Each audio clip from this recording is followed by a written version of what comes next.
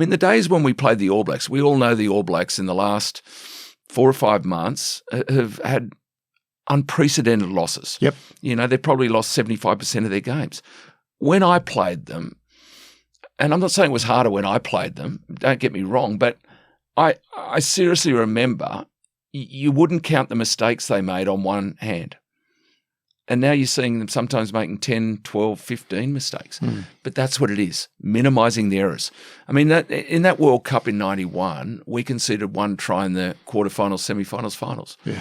That's what it is. It's not making errors. It's simplifying things, but it's doing things that individually, and then it becomes collectively if all the 15 do it together, doing things as well as you can. And that comes into all those aspects that I talked about in my game. For the number one, they're totally different things that he's got to do. But he knows what he's got to do. And he's trained to do that, and he's prepared to do that. I mean, I love for me, there's no example like it that Sir Anthony O'Reilly, the great Irish rugby player, winger, and British Lions, and he owned Waterford Wedgwood, he owned independent newspapers. A great rugby man, a great businessman. He ran Heinz for 30 years.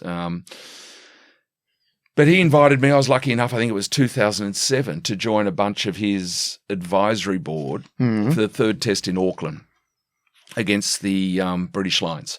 So this was when the Lions toured New Zealand for 3 tests. Yep. Last test at Eden Park. We had a fantastic few days. And at the end of the match, who should come into our box for a beer? And I got chatting with him, but Sir Edmund Hillary.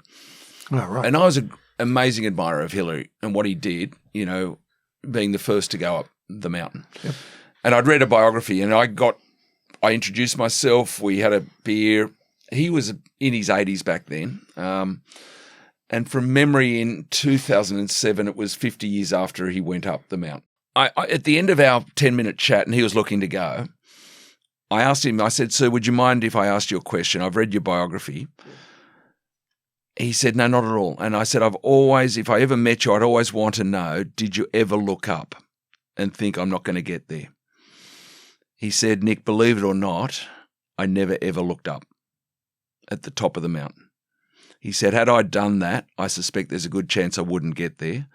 But what I knew I could do because of the guy you just mentioned, the team I had around me, Yep. my training, my discipline, my courage, my focus, I knew I could keep on putting my left foot in front of my right. And if I kept on putting my left foot in front of my right, I knew I'd get to the top of the mountain, to the top of Everest." And to me, that is a great example of process.